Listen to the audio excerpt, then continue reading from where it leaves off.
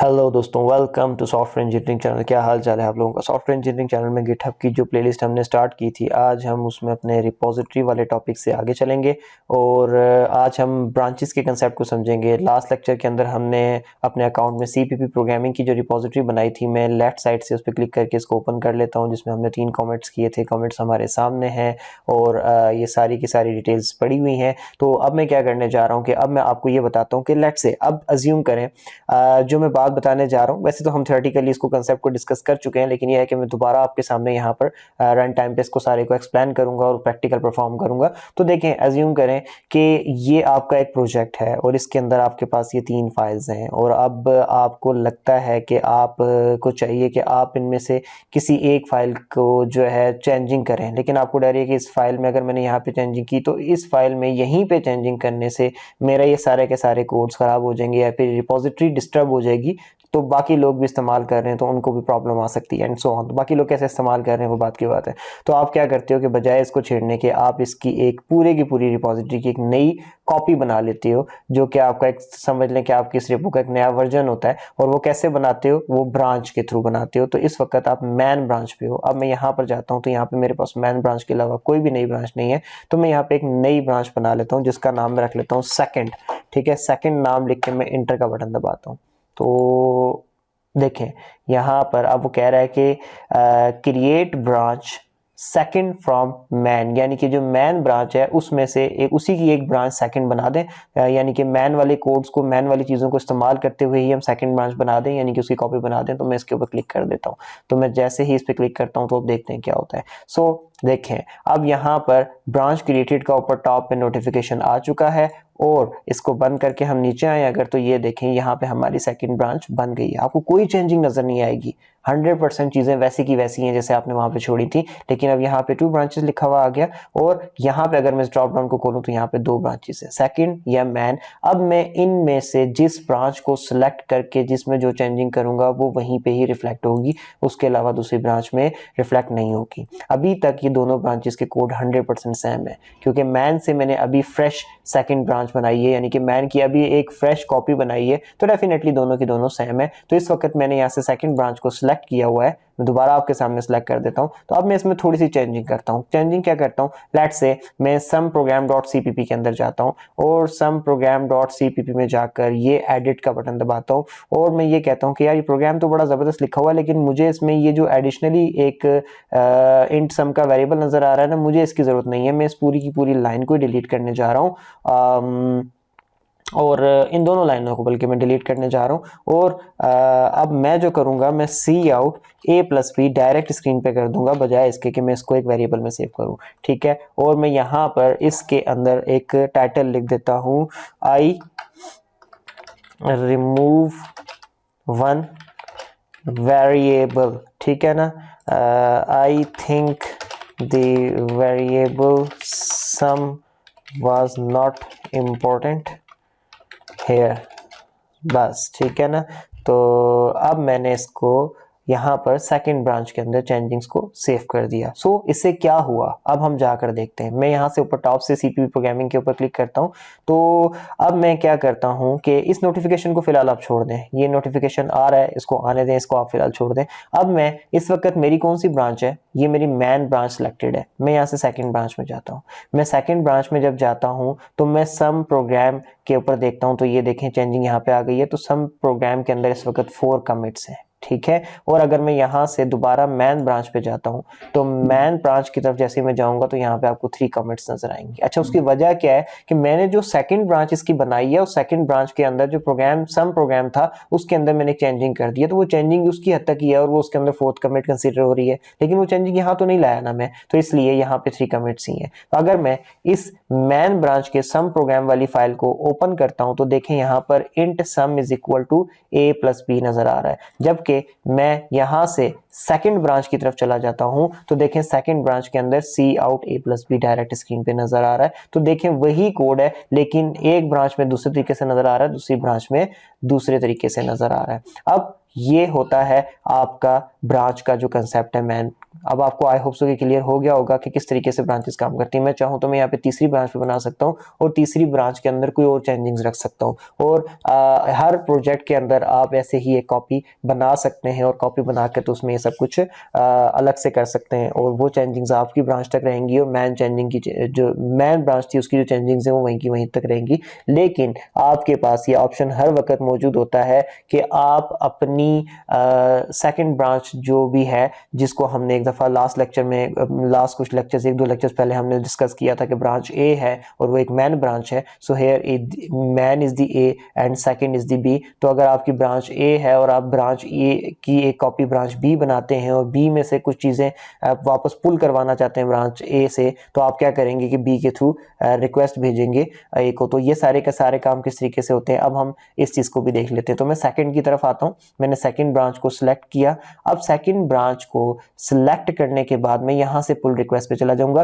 Although कि मैं ये काम इस नोटिफिकेशन के थ्रू भी कर सकता हूँ, बट ये नोटिफिकेशन हमेशा नहीं आ रहा होता, तो इसलिए मैं इसको नहीं यूज करूंगा, जो कि प्रॉपर वे है जहां पे ऑप्शंस अवेलेबल है मैं वहां पे जाऊंगा। सो इस वक्त अब मैं सेकंड ब्रांच में हूं और यहाँ पर देखें क्या लिखा हुआ आ रहा है, the branch is 1 commit ahead of man, यानी कि जो सेकंड ब्रांच है वो इस वक्त एक कदम आगे चल रही है आपकी मैन ब्रांच से। तो ये तो आपको भी पता है कि आपने एक चेंजिंग उसमें ज्यादा कर लिया, तो ये उसका नोटिफिकेशन आपको बता रहा है। तो अब मैं सेकंड ब्रांच में जाने के बाद पुल रिक्वेस्ट के टैब पे जाऊंगा और पुल रिक्वेस्ट के टैब पे जाके यहाँ पे लिखूंगा न्यू पुल रिक्वेस्ट का बटन, और उसको लिखूंगा नहीं बल्कि दबाऊंगा, और वो कह रहा है कि चूज डिफरेंट ब्रांचेस, ठीक है ना, और folks about to discuss and review changes. तो मैं कहता हूं कि बेस ब्रांच हमारी मैन है, जबकि इधर से कंपेयर ब्रांच हमारी सेकंड है, यानी कि हम सेकंड को मैन से कंपेयर कराना चाहते हैं। तो जैसे ही हमने सेकंड को मैन से कंपेयर कराया, ये देखें एरो भी बता रहा है कि सेकंड को मैन से पीछे वापस कंपेयर कराओ, तो उसने बता दिया कि जी ये दोनों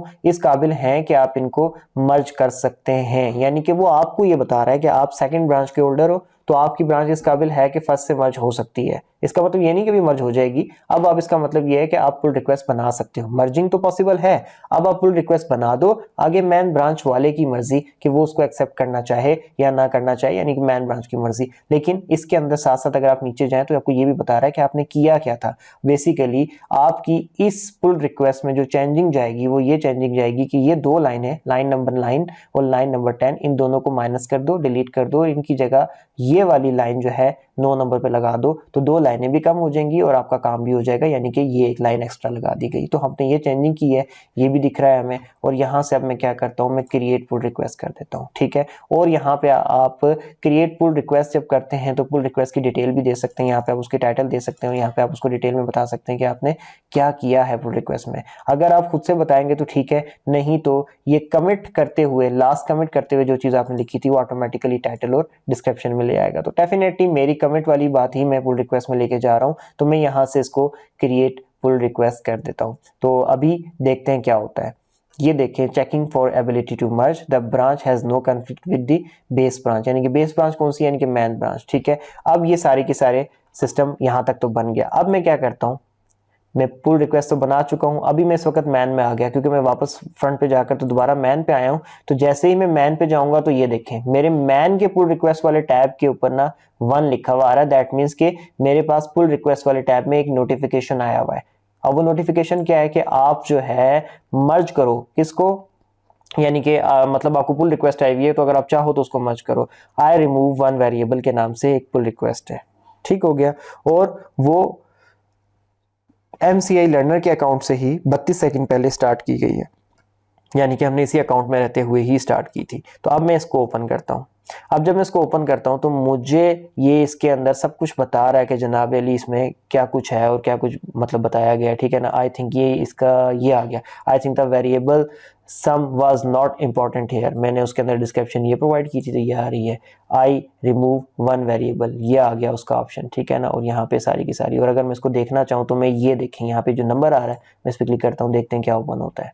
ये देखें वही वाली सारी डिटेल यहाँ पे मेरे पास ओपन होकर सामने आ गई है, और मैं देख सकता हूँ कि इसके अंदर मेरे कोड में से क्या रिमूव करके तो क्या यहाँ पे ऐड किया गया है। और अगर अब मुझे ये लग रहा है कि यार ये सही है, मतलब मैं इसको एक्सेप्ट कर सकता हूँ, ये इसकी जो रिक्वेस्ट है कि इसको पुल कर लो तो ये ठीक है, तो मैं इसको क्या करता हूँ, मर्ज पुल रिक्वेस्ट और कन्फर्म मर्ज, ठीक है। और कन्फर्म करते हुए आप क्या लिखना चाहते हो तो आप यहाँ पे लिख दो सम वेरिएबल रिमूव्ड, और ये बेसिकली आपने नंबर 1 जो सेकंड ब्रांच से पुल रिक्वेस्ट नंबर 1 आई थी उसको मर्ज करते हुए काम किया, तो टाइटल भी बेशक आप वही दे दो। तो मैंने कंफर्म कर दिया, तो अब ये मर्जिंग कर रहा है। ओके जी, तो अब मर्जिंग तो हो चुकी।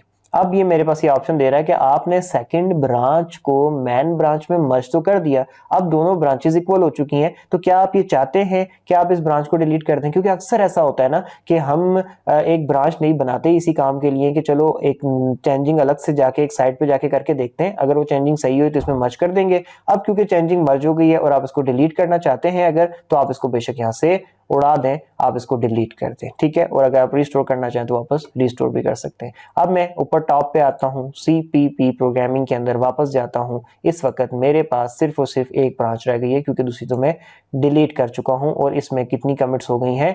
5 कमिट्स हो गई हैं। अब क्या चेंजिंग आई है? आई रिमूव 1 वेरिएबल, ठीक है। और इसको मैं ओपन करता हूँ, और जब मैं ओपन करता हूं तो देखिए इसने चेंजिंग बता दी है कि जनाब ये चेंजिंग इसके अंदर आई है। और ये चेंजिंग आई कहां से थी? आपको पता है कि कमिट के थ्रू ही आई थी, सॉरी पुल रिक्वेस्ट के थ्रू आई थी, और पुल रिक्वेस्ट एक दूसरी ब्रांच ने की थी, जिसको हमने करने के बाद डिलीट कर दिया था। और ये आपको बता भी रहा है कि एक लाइन की एडिशन की गई थी और इस चेंजिंग में 2 लाइंस को डिलीट कर दिया गया। तो सर देखिए किस तरीके से, कितना ज़बरदस्त तरीके से चीज़ें आपकी यहाँ पे मैनेज हो रही हैं। आपको किसी किस्म का कोई इशू नहीं है, आपने कोड लिखा, अब आपको लगता है कि यार उसमें चेंजिंग करनी चाहिए एंड सो ऑन, जितनी भी डिटेल्स है, तो आप जाके बड़े आसानी से बड़े अच्छे तरीके से आप उसमें जाके चेंजिंग करें, चेंजिंग करके उनको मिला के मर्ज करें, और मर्ज करने के बाद आप उस ब्रांच को रखते हैं तो रखें, नहीं रखते तो आप डिलीट कर दें। आपकी ब्रांचेस यहाँ पे पता चल रही हैं, आपकी कमेंट्स की हिस्ट्री यहाँ पे पता चल रही है। अब ये देखो यहाँ पे पहली हिस्ट्री, पहली कमेंट, दूसरी, तीसरी, चौथी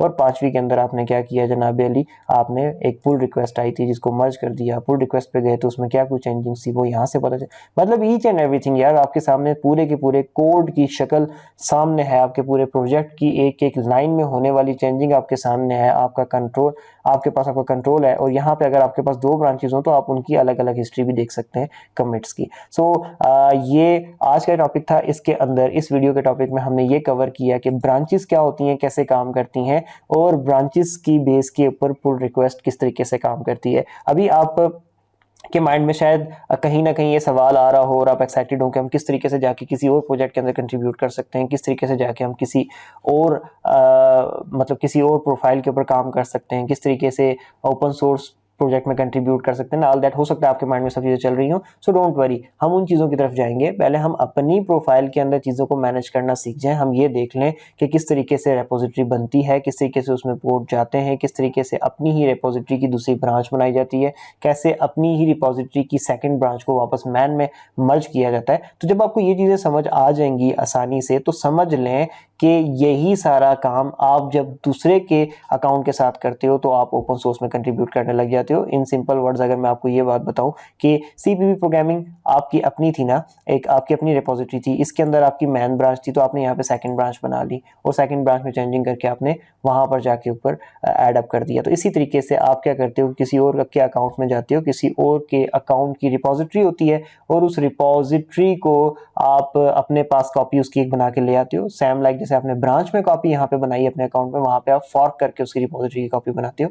फॉर्क के कंसेप्ट को भी हम डिटेल में पढ़ेंगे, और उसमें चेंजिंग करते हो और इसी तरीके से पुल रिक्वेस्ट भेजते हो। अभी आपकी पुल रिक्वेस्ट आपकी सेकंड ब्रांच से मैन ब्रांच के पास गई, उस वक्त आपकी पुल रिक्वेस्ट आपके अकाउंट से उस बंदे के अकाउंट में जाती है। चेंजिंग सिर्फ इतनी होती है, यहाँ पर आप अपनी एक रेपो में रहते हुए उसी रेपो की दूसरी कॉपी बनाते हो तो ब्रांच बन जाती है, और वहां पर जाके आप बेसिकली दूसरे की रेपो को कॉपी करके अपने अकाउंट में लाते हो तो उसको फॉर्क कहते हैं। तो काम वही ब्रांच वाले स्टाइल में ही वो भी करता है। तो आप फॉर्क करके कॉपी यहाँ पे ले आते हो एंड उस पर काम करते हो, लेकिन जब वो वक्त आएगा तो तब उसको हम देखेंगे डिटेल में। हाँ, तो आई होप सो कि यहाँ तक चीजें आपको क्लियर हो गई होंगी। बाकी इस लेवल पे मैं आपको एक छोटी सी चीज थोड़ी सी गाइड करना चाहूंगा कि पहले भी 1-2 दफा बता चुका हूँ, फिर बता देता हूँ कि कोशिश ये करें कि रीड मी MD मार्कडाउन फाइल जो है, जिसको हम readme.md की फाइल भी कहते हैं, तो वो बेसिकली मार्कडाउन लैंग्वेज पे काम कर रही होती है। तो थोड़ा सा कहीं ना कहीं से आगे से जाके अपने तौर पे अपने बिहाफ पे थोड़ा सा सीख लेंगे मार्कडाउन लैंग्वेज में किस तरीके से काम करते हैं। मार्कडाउन लैंग्वेज के थ्रू काम करते हुए आप रीडमी फाइल के अंदर